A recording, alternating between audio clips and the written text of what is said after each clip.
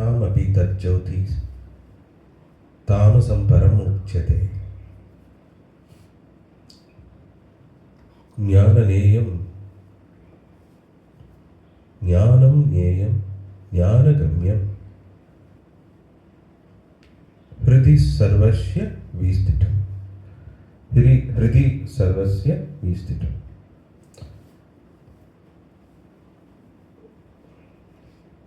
ज्योतिषामपि तज्ज्योति तामसं परमुच्यते। ज्ञाननेयं ज्ञानं ज्ञेयं ज्ञानगम्यं हृदि सर्वस्य विस्थितं। பிரேம சொற்கள் அன்பின் வடிவங்கள்.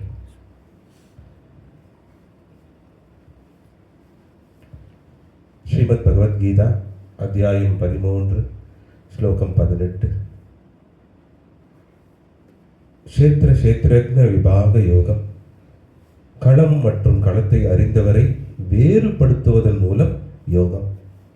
The yoga through differentiating or distinguishing between the field of activities and the knower of the field. Krishna உணர்வு, க்ஷேத்திர மற்றும் க்ஷேத்ரஜ்ஞம், களம் மற்றும் களத்தை அறிந்தவர் பற்றி விவரிக்கும் போது அதுக்கு ஸ்லோகம் மூலியமாக வச்சனம் மூலியமாக நிறைய அர்த்தங்களை கொடுத்ததுக்கப்புறம் களத்துக்கு முக்கியத்துவம் கொடுத்து களத்தை இன்னும் மேலும் தொடர்ச்சியாக வரக்கூடிய வச்சனத்தில் களம் எவ்வாறு செயல்படுகிறது, 24 காரணிகள் யாது, 5 கோஷங்கள், அதை பற்றி விளக்கம் கொடுத்ததுக்கப்புறம் இப்போ முக்கியமாக களத்தோட முழுமையான அந்த தேஜஸை பற்றி விளக்கக்கூடிய ஒரு ஸ்லோகமாக இருக்கு. போன ஸ்லோகத்தில் கடவுளோட சர்வ வல்லமையை உணர்த்தக்கூடிய, விவரிக்கக்கூடிய, விளக்கக்கூடிய ஸ்லோகமாக சர்வதா பாணிபாதம், சர்வதோக்ஷி சிரோ ஸ்ருதிமல், சர்வதா ஸ்ருதிமல் லோகே சர்வம் ஆவித்ய தீஷ்டதி. கடவுளோட நீக்கமர நிறைந்திருக்கும் அந்த தன்மையை, சர்வ வல்லமை படைத்த அந்த கடவுளோட தன்மையை, சர்வஜான் சொன்ன அனைத்தும் அறிந்தவர், சாத்தியமானதையும் சாத்தியமற்றதையும் சாத்தியமாக்கக்கூடிய சர்வ வல்லமை, அதை பற்றி இந்த விளக்கத்தை பார்த்தோம். இப்போ இந்த 18வது ஸ்லோகத்தில் ஒளியை பற்றி பேசுகிறார். ஒளியை பற்றி இந்த உணர்வு சொல்லுது. கிருஷ்ண உணர்வு ஒளிரும் அனைத்தையும் ஒளிர வைக்கும், ஒளியின் சக்தியை கொடுக்கும் வல்லமை படைத்தவர். He is the source of all light in the luminaries. ஜோதிஷாம் அபி தோ ஜோதி, ஜோதிஷாம் அபி தத் ஜோதி. அப்போ இன்னைக்கு சூரியன் பிரகாசமா இருக்கு, சந்திரன் பிரகாசமா இருக்கு, நட்சத்திரங்கள் பிரகாசமா இருக்கு. இந்த பிரகாசமா இருக்கிறதுக்கு கடவுளோட சக்தி தான் அதை ஒளிர வைக்குது. இந்த அர்த்தத்தை சொல்ற. இன்னைக்கு ஒளிரக்கூடிய எல்லா அந்த இதுலையும் மூல சக்தியா கடவுள் தான் இருக்கார். He is the source of light in all luminaries. And yet, beyond the darkness of ignorance, அறியாமையின் இருளுக்கு அப்பாற்பட்டவர். அப்போ இங்க 2 அர்த்தம் இருக்கு. வெளிப்புற கண்களால இந்த தேக சக்ஷுன்னு சொல்லக்கூடிய இந்த உடம்பு சார்ந்த கண்களால் பார்க்கக்கூடிய ஒளி வேற. சூரிய ஒளி தெரியுது, சந்திரனுடைய ஒளி தெரியுது, பல இப்போ மின்விளக்குகளை பார்க்குறோம், நட்சத்திரங்களை பார்க்குறோம் ஆகாயத்தில். இது எல்லாத்துக்கும் ஒளிர வைக்கக்கூடிய அந்த சக்தியை பிரபஞ்சம் முழுவதும் கடவுள் தான், அந்த உணர்வு தான் கொடுக்குது. ஆனால் இருந்தாலும் இங்கே அறியாமையின் இருளுக்கு அப்பாற்பட்டவர். he is beyond the darkness of ignorance.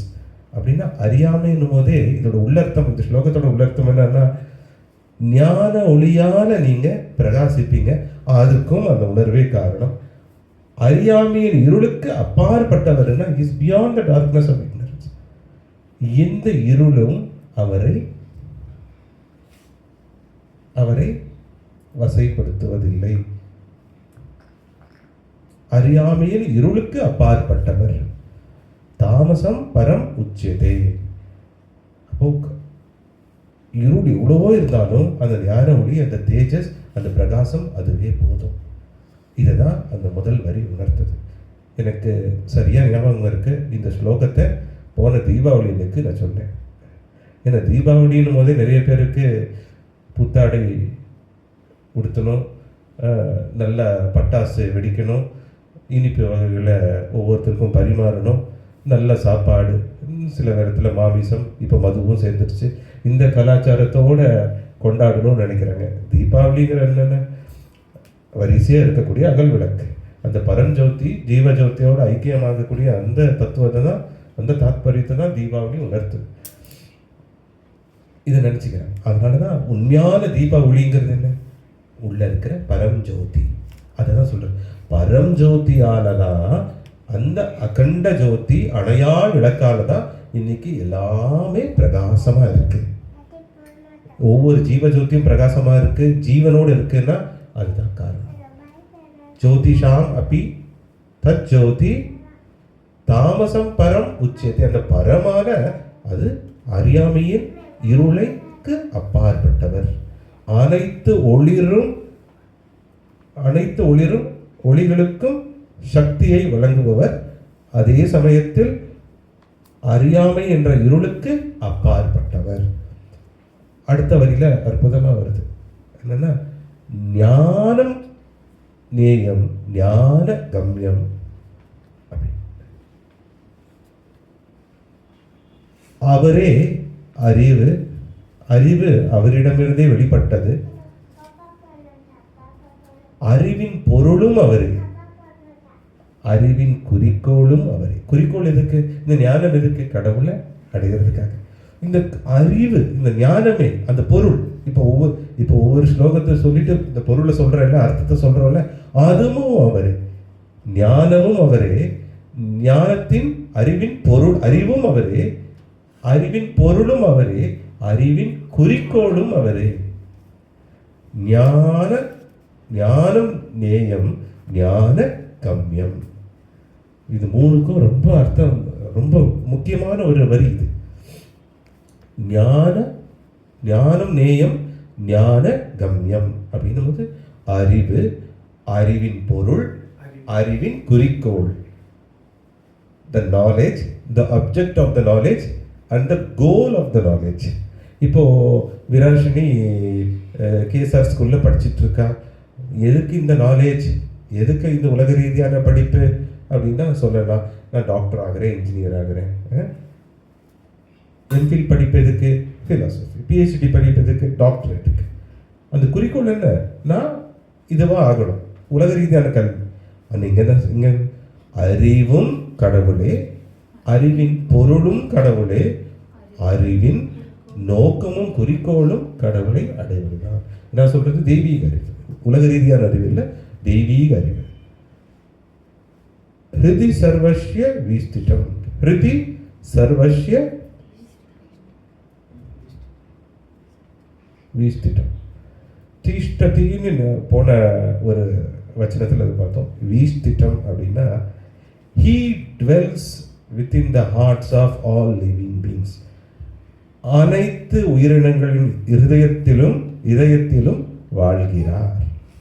அப்போ அனைத்து உயிரினங்களின் இருதயத்திலும் வாழ்கிறார் என்பது அப்படின்னு பரமாத்மா இருதயத்தில் ஒவ்வொருத்தருக்கும் இருக்கார். எல்லாத்துக்குள்ளேயும் கடவுள் இருக்காருன்றது அந்த எங்கும் வியாபித்திருக்கும் தன்மை. சர்வஜ்ஞானம் என்பது அவரே அறிவு, அறிவின் பொருள், அறிவின் குறிக்கோள்.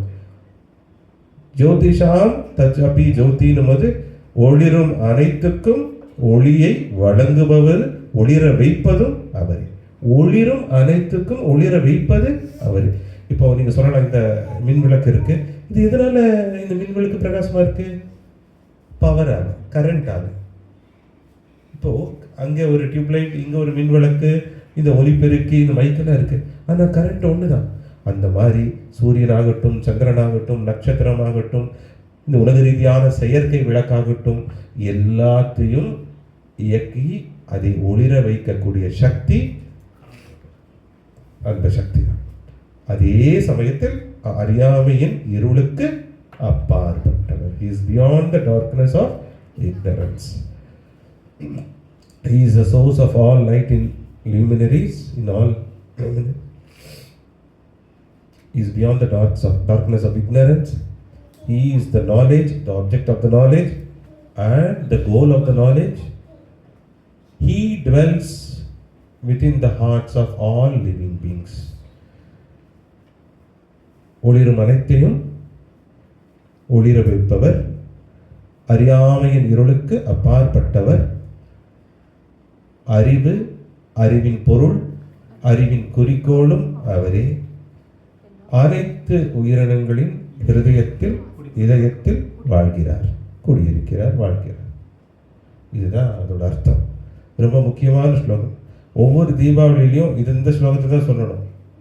அதே சமயத்தில் இப்போ நம்ம விளக்கேற்றும் போது ஒரு ஸ்லோகம் சொல்கிறேன்ல, என்ன ஸ்லோகம்? சுபம் கரோட்டி கல்யாணம் ஆரோக்கியதனம் சம்பதா சத்ரு புத்தி விநாசாய தீபஜோதிர் நமோஸ்துதே. தீபஜோதிர் பரபிரம்ம தீபஜோதிர் ஜனார்த்தனா.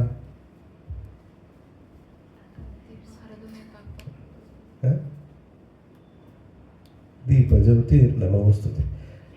நம்ம விளக்கேற்றும் போது இந்த ஸ்லோகத்தை சொல்லுவோம். சுபம் கரோட்டி கல்யாணம் ஆரோக்கிய தனம் சம்பத். ஆரோக்கியம் நடத்தக்கூடிய சத்ரு புத்தி விநாசா. இந்த புத்தி சத்ரு புத்தி, எதிரியாக பார்க்காம எல்லாத்துக்கும் இருக்கக்கூடிய நேர்மறையான அட்டலை பார்க்கட்டும். தீபஜோதிர் பரபிரம்மா தீபஜோதிர் நமோஸ்து தீபஜோதிர் ஜனார்த்தனா தீபஜோதிர் பரபிரம்மா. அந்த மாதிரி ஒவ்வொரு இனிமேல் அந்த அறியாமையின் இருளை போக்க உள்ளேயே அந்த விளக்கை ஏற்றும் போது, ஞான அக்னியை கொழுந்துட்டு எரியும் போது இந்த ஸ்லோகம் முக்கியம். ஜோதிஷாம் தத் அபி ஜோதி தாமசம் பரம் உச்சதே. அப்போ இந்த ஞான ஒளியை உள்ளிருந்து நீங்க ஏத்துங்க. எல்லாத்தையும் ஒளிர வைப்பர் நீங்க. என்ன ஒளிர வைக்கிற மாதிரி பண்ணுங்க. அறியாமையின் இருளுக்கு அப்பாற்பட்டவர். அறியாமையில் இருக்கிறவங்க அந்த ஞான ஒளியை இன்னொருத்தருக்கு ஏற்ற முடியாது. கரெக்டு தானே? அதுதானே இந்த அர்த்தம். ஒருத்தர் அவரே அறியாமையில் இருக்கார், இருளில் இருக்கார், அவர் எப்படி இன்னொருத்தருக்கு வெளிச்சத்தை கொடுக்க முடியும்? வெளிச்சத்தை உள்வாங்கிய ஞான ஒளியில் பிரகாசிக்கக்கூடிய ஞான உதயம் அடைந்த அந்த குருவாலேயே, அந்த கடவுளின் அவதாரத்தாலேயே இன்னொருத்தருக்கு, இன்னொரு ஜீவனுக்கு, இன்னொரு ஜீவ ஜோதிக்கு, பரஞ்சோதியை, அந்த அந்த அந்த தேஜஸை, அந்த ஒளியை கொடுக்க முடியும். இப்போ ஒளியை நான் உங்களுக்கு கொடுத்துட்டு இருக்க மாதிரி, வழங்கிட்டு இருக்கிற மாதிரி. இப்போ இந்த ஒளிக்காக தான் நீங்கள் இந்த பகவத்கீதா வகுப்புக்கு வரணும். ஒவ்வொரு நாளும் இந்த சத்சங்கத்தில் ஈடுபடணும். என்னை பார்த்துக்கிட்டே இருக்கணும். என்னோட உணர்வை வாங்கிக்கிட்டே இருக்கணும். இந்த ஞான மொழியை, அருள் மொழியை காதால் கேட்டுக்கிட்டே இருக்கணும். இது 3 நடக்கும்போது நீங்கள் ஒரு நாள் பரஞ்சோதியோட அது உள்ளே இருக்கிற அந்த அறியாமை என்ற இருள் விளக்கும். ஞான ஒளி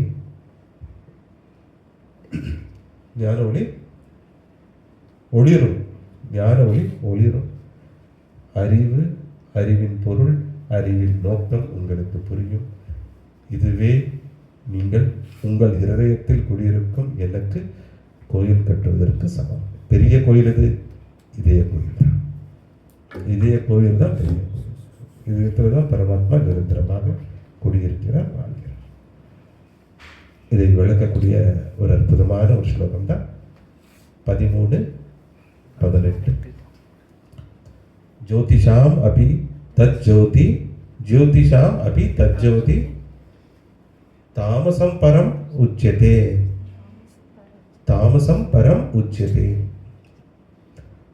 ஞானம் நேயம் ஞானகம்யம் ஹிருதி சர்வஸ்ய விஷ்டிடம். விஷ்டிடம் விஷ்டிடம்